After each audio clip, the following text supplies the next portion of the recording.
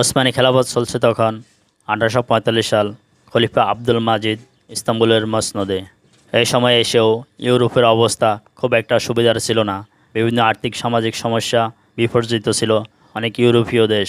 আয়ারল্যান্ডে এই সময় দেখা দেয় এক ভয়াবহ দুর্ভিক্ষ। মহামারী টাইফয়েড রোগও ছড়িয়ে পড়ে ইংল্যান্ডের প্রতিবেশী রাজ্য।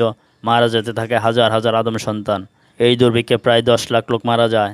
আয়ারল্যান্ডে এই দুর্দশা দেখে এগিয়ে আসেন খলিফা আব্দুল মাজিদ। তিনি জরুরিভাবে 10,000 স্টার্লিং, যার বর্তমান মূল্য প্রায় 17 লাখ মার্কিন ডলার, সাহায্য পাঠানোর সিদ্ধান্ত নেন আয়ারল্যান্ডের বাসীর জন্য। কিন্তু বাদশাদে ইউরোপের মোড়ল ইংল্যান্ড, গোটা দুনিয়ায় লুণ্ঠন করে বেড়ানো ইংল্যান্ড নিজেদের অধীনস্থ রাজ্যকে এই দুর্যোগে মাত্র 2,000 স্টার্লিংয়ের বেশি সাহায্য দেয়নি। সেখানে কোনো মুসলিম খলিফা তার 5 গুণ টাকা দিবে? এই তো ইংল্যান্ডের মান ইজ্জতের ব্যাপার। রানী ভিক্টোরিয়া ইস্তাম্বুলকে এ বলে সাবধান করে দেন যে ইংল্যান্ডকে ডিঙ্গিয়ে আয়ারল্যান্ডকে সাহায্য দিতে যাওয়াটাই রাজনৈতিক এবং কূটনৈতিকভাবে বিপজ্জনক হতে পারে। বাধ্য হয়ে খলিফা সাহায্যের পরিমাণ 1,000 স্টার্লিংয়ে নামিয়ে আনেন। এরপরও এই অর্থের মূল্য ছিল বর্তমান বাজার দর প্রায় 1,70,000 মার্কিন ডলার। খলিফা আব্দুল মজিদ এতে সন্তুষ্ট হতে পারলেন না। বারবার মনে হচ্ছিল তার যে এই অর্থের মৃত্যুর কূপে পড়ে যাওয়া মানুষগুলোর কিছুই হবে না হয়তো।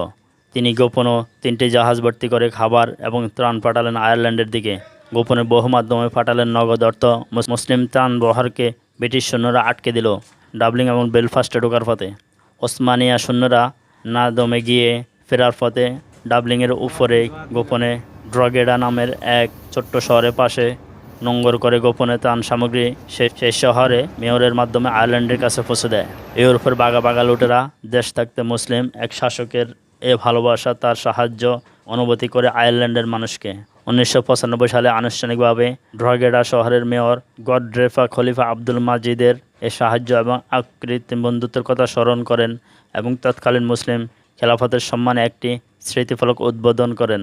এখনও যদি সে ড্রগেডা শহরে যান তো দেখবেন সেখানকার বিখ্যাত ফুটবল ক্লাব ড্রগেডা ফুটবল ক্লাব এর লোগোতে ওসমানিয়া খেলাফতের প্রতি সম্মান জানানোর নির্দেশনা হিসেবে মুসলমানদের প্রতীক অর্ধচন্দ্র বা হেলাল সেতারা অঙ্কিত আছে।